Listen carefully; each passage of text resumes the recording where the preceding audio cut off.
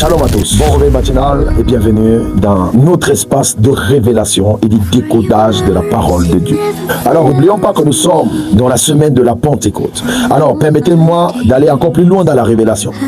Nous avons vu tout récemment que le livre Daniel cachait clairement l'œuvre du Saint-Esprit et que tout le mystère caché de Daniel tendait clairement à révéler les 9 dons de l'Esprit de Dieu.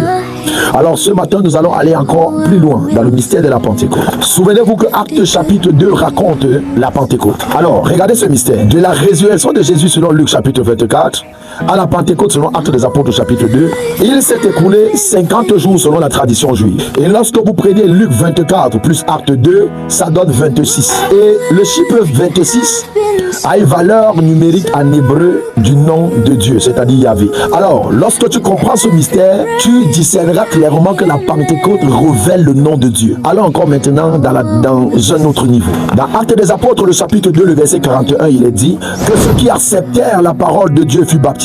Et en ce jour-là, le nombre de disciples s'augmenta d'environ 3000 âmes. Et quand vous lirez le livre de Exode, le chapitre 32, le verset 28, la Bible déclare: les enfants de Lévi se coordonnaient Moïse, et environ 3000 hommes parmi le peuple périrent cette journée-là. Alors, vous allez vous rendre compte que au Sinaï, la loi a tué 3000 et à la Pentecôte, l'Esprit a vivifié 3000. C'est pourquoi nous donnons tous raison à l'apôtre Paul, selon 2 Corinthiens 3, verset 6, où il a déclaré: c'est la lettre qui tue, mais c'est l'Esprit qui vivifie.